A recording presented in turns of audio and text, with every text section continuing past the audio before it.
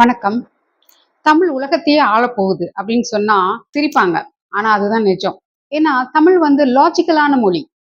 சும்மா சாதாரணமா அப்படி போற போக்குல ஏற்பட்ட மொழி கிடையாது. அது லாஜிக்கலா பிரபஞ்சத்துக்கும், அந்த பொருளுக்கும், அந்த ஒலி சத்தத்துக்கும் ஒரு அமைப்பு உண்டாக்கி, அது ஒரு விஞ்ஞானம், அது ஒரு பிசிக்ஸ், அது ஒரு குவாண்டம் பிசிக்ஸ் கூட.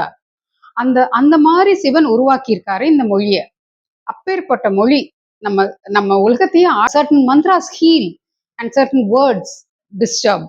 ஒரு சில மந்திரங்கள் நம்மளை வந்து குணப்படுத்தும். நோய்களையும், மனநோய், எல்லா நோய்களையும் குணப்படுத்தும். தமிழே ஒரு மந்திரம் தான். முருகன் உருவாக்குன அந்த தமிழே மந்திரம் தான். முருகன்ற வார்த்தையே மந்திரம் தான்.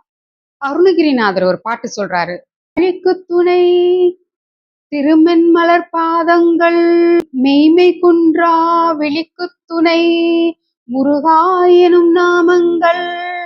முருகன்ற நாமத்தை சொன்னாலே நம்மளுக்கு மெய்மை மெய்மை அந்த அந்த வார்த்தையே பாருங்க, அது ஒரு பிரபஞ்ச சக்தியோட நம்மள இணைக்குது. ஒளிகள் தான் அந்த உலகத்தையே இயக்குது.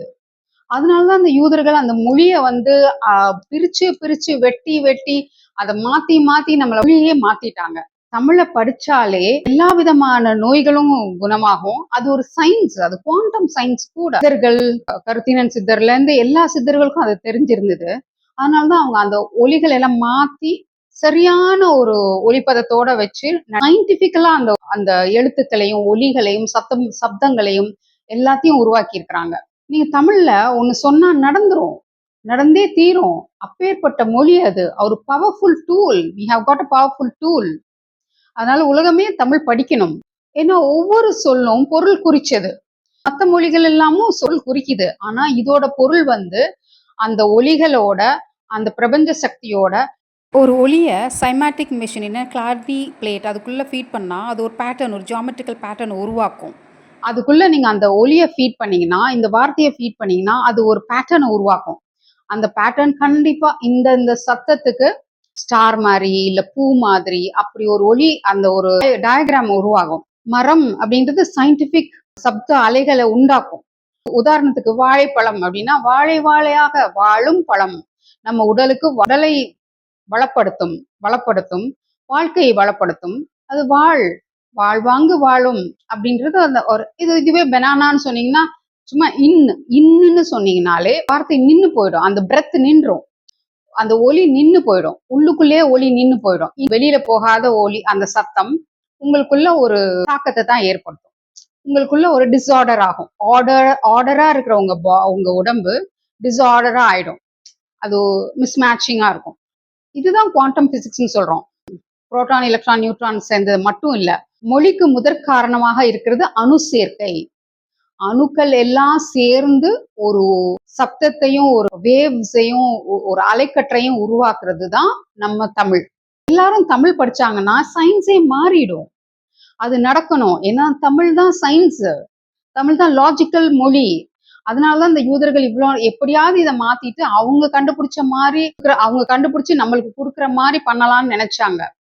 அது நடக்கல. நமக்கு சத்தியயுகம் வரைக்கும் நம்மளை கடவுளர்கள் காப்பாத்திட்டு வந்திருக்கிறாங்க, நம்ம தமிழையும் தமிழர்களையும். நோய் நாடி நோய் முதல் நாடி தணிக்கும், வாய் நாடி வாய்மை சொல். இந்த குறளுக்கு நோய் நோய்னு திருவள்ளுவர் ஏன் சொல்றாருன்னா, நோய் அது வந்து நம்ம உடம்ப வந்து அப்படியே டிஸ்டர்ப் பண்ணிடும். அப்படின்ற சப்தம் வந்து உள்ளுக்குள்ளேயே இருந்துடுது. அந்த சப்தம் உள்ளேயே இருக்கும்போது நம்மளுக்கு வெளியில வராத சத்தம் வந்து நம்மளுக்கு நோயை தான், டிஸார்டர் தான் உருவாக்கும். ஆனா வியாதின்னு சொல்லலாம். ஆனா நோயின்னு ஏன் சொன்னாருன்னா, அதுதான் தவறு. அந்த அந்த வார்த்தையை சொல்ல நம்மளுக்கு எது தப்பு தான் நடக்கும் அப்படின்றதுக்காக. அதனாலதான் நல்ல வார்த்தைகளை சொல்லணும் அப்படிங்கிறது. அது தமிழ்ல தான் இருக்கு. தமிழ் தான் சயின்டிபிக்கலான ஒரு மொழி. இன்னுன்னு சொல்லும்போது நேசல் ஸ்டாப் ஆயிடும், எனர்ஜி வந்து சிங்க் ஆயிடும். ஆழமான ஒலியியல், சிலபிக் லாங்குவேஜ், அந்த உள்ளுக்குள்ள சிங்க் ஆகி நம்மளுக்குள்ளே அந்த தேங்கி போய் நோய் உண்டாகிறது தான் நோ. நோ இன் நோ அப்படின்னா நோ, ஓய் ரெண்டுமே நெகட்டிவ். அதனால ஓம தான் ஓய்னு மாத்திட்டாங்க. certain mantras create vibration in our body and certain mantras heal. அதுல ஓம், அந்த ஓம தான் இவங்க ஓய் அப்படின்னு ஆக்கிட்டாங்க. ஆஸ்டரிக்ஸ் காமிக்ஸ்ல எல்லாம் பார்த்திருக்கோம், ஓலே ஓய் அப்படின்லாம் கூப்பிடுவாங்க. நம்ம தமிழை வந்து மாத்தி மாத்தி அமைச்சு வச்சிருக்கிறாங்க. உடல் இயக்கம், உடல் உள் ஒழுங்கு அதெல்லாம் வந்து விட்டு போயிடும். கெட்டு போயிடுச்சுனாலே நம்ம உடம்பும் கெட்டு போயிடும். அதைத்தான் வந்து பண்ண வேண்டாம் அப்படின்னு சொல்லி நல்ல வார்த்தைகளை சொல்லுங்க. அப்படி அதைத்தான் வந்து நம்மளுக்கு திரும்பி திரும்பி தொல்காப்பியம் எல்லாமே சொல்லுது.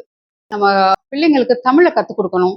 இவ்வளவு அழகான விஞ்ஞான பூர்வமான பேரறிவான மொழியை கொடுத்த இந்த சிவனுக்கும் முருகனுக்கும் நன்றி சொல்லணும்.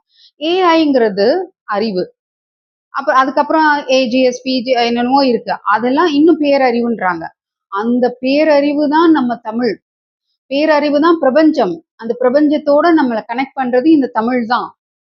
தமிழை வந்து ஒரு தெய்வீக மொழி, ஒரு பிரபஞ்ச மொழி, ஒரு சயின்ஸ், ஒரு விஞ்ஞான மொழி.